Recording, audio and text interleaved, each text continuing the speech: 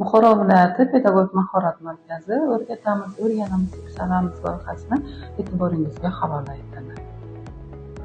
Ushbu loyiha orqali biz sizga yangi bilimlar beramiz, zamonaviy pedagogik innovatsion texnologiyalar va ilg'or metodikalar bilan tanishtiramiz.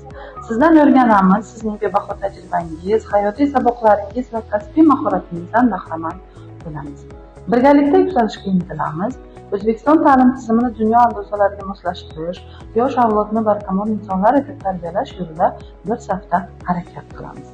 Buxoro viloyati pedagog mahorat markazi tomonidan tashkil etilgan "O'rgatamiz, o'rganamiz, yuksalamiz" loyihasi doirasida yangi metodni e'tiboringizga havola etamiz.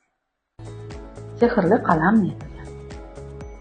Bu metod o'quvchida kreativ fikrlash, tanqidiy fikrlash, kommunikativlik kabi ko'nikmalarni rivojlantiradi.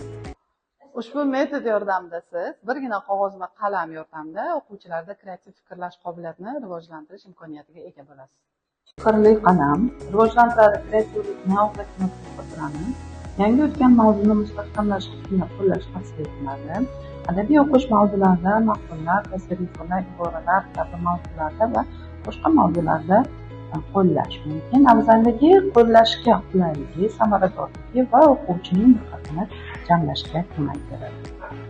E'tiboringizga o'quvchilar chizgan rasmlarni havola etamiz. Javoblar esa quyidagicha: ko'zi 4 bo'lmoq, 2 tomchi suvdek. Tarqatma namunasini e'tiboringizga havola etyapmiz.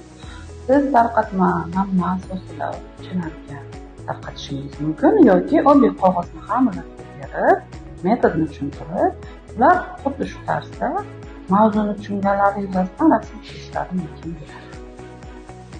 Ustoz bu faqat bilim beruvchi emas, balki o'rnak bo'luvchi, ilhomlantiruvchi va kelajakni yaratuvchi buyuk shaxsdir.